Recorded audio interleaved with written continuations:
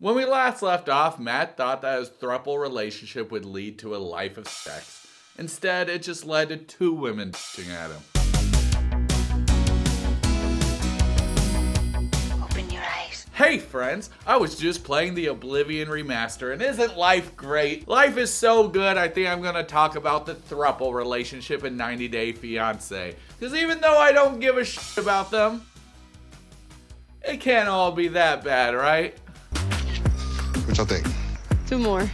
Oh, Matt, you're so dumb. Don't you know whenever you take photos of ladies, you have to take like 1,000,000 photos, and then they have to choose which one you keep and which ones you delete? You never just take one photo and that's it. And he mistook what they said and was like, 2 more. Do more. Both. you fucking idiot.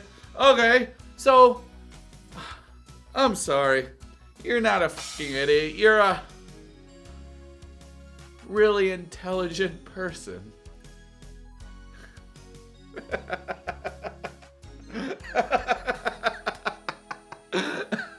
Okay.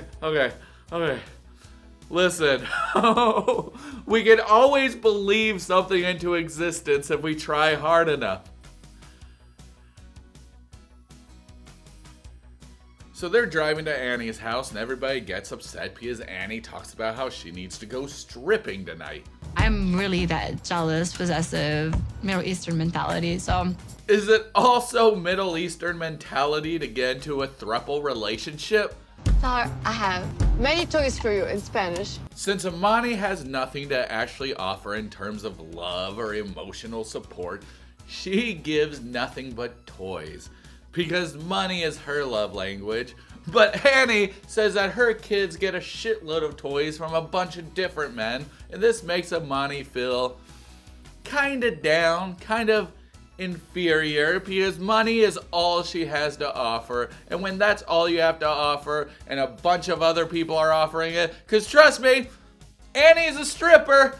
She's making some money from people, and if that gets you jealous, you're not going to be in a really good position moving forward. That's all I'm saying.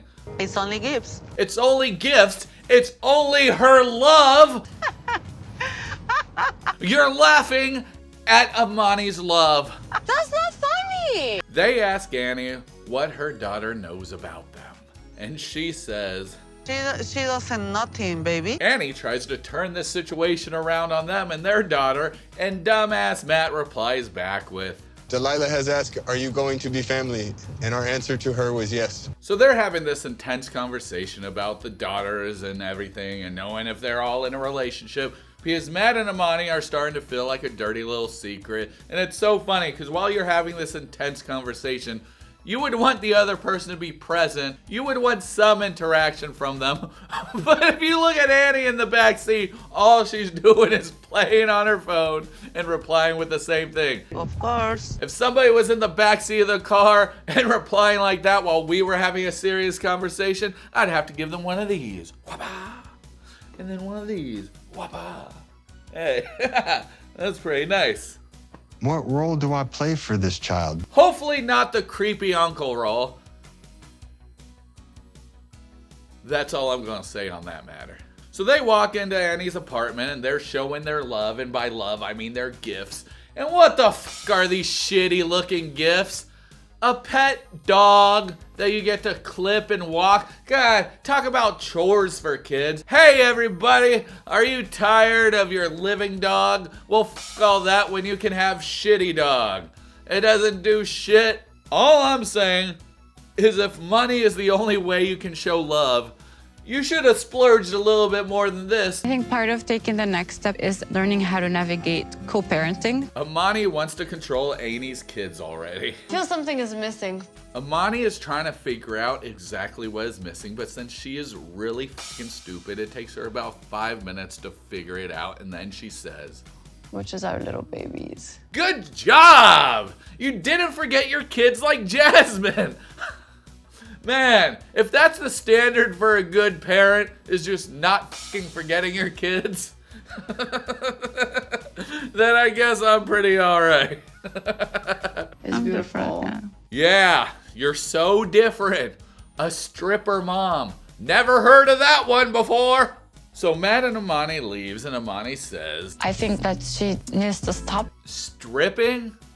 Then you have to provide for her. Annie doesn't have many life skills. What do you think she's gonna end up doing? Working at a factory or some shit? Please, she'll break one of her pretty nails. What else? Being a mathematician? The only thing she can count are the ones that are shoved up her G-string. And even then, she gets it wrong half the time.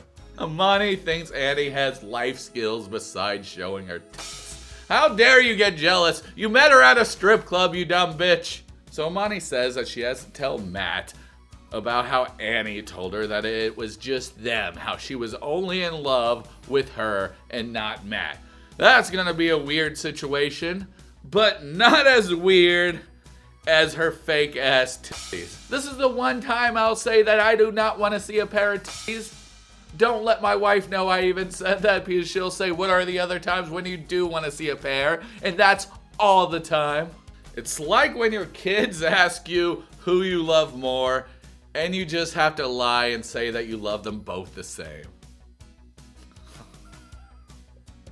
Man, that is literally probably the worst thing I ever said on this show. And she doesn't feel the same way about you as me. Matt looks like he's really hurt and rejected. God, don't you hate looking at a sad golden retriever? It almost makes you feel bad for him. Matt, do you need a little chin scratch? Do you want somebody to feed you? Do you want to go for a walk? Too bad, I ain't walking shit. You need to be honest with me, woman. When men use the word woman when talking to their significant other, I can't help but to feel like it's a little misogynistic. Whew.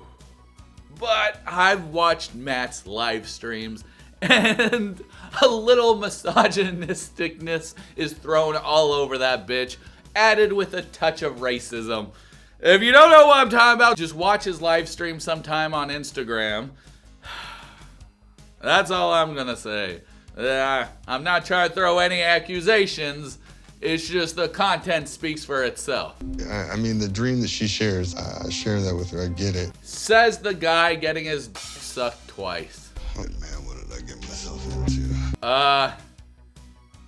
You got yourself into a room because you just opened up the door to that room?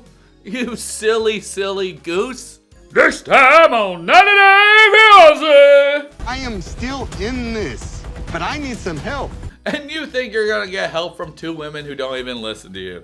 Anyway, guys, that's it. That's all. What do y'all think about this fake ass couple? Do y'all think any of this shit's real? If so, what do you think is real? Comment down below. I really want to know. As for me, I just feel like they're just so damn fake. And watching a couple like this, which is so fake, it makes me realize that maybe everything's not all real over here. And maybe sometimes you just have to embrace reality.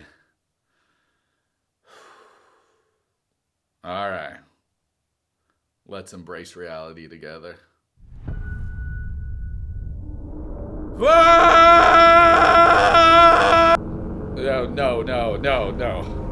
All right, maybe it's not that bad. You know what? I'm just gonna keep these on just a little bit longer. Alright guys, this is Dee-man Johnson III, and I'm proud of you, and you're doing a great job no matter what, so always keep it up.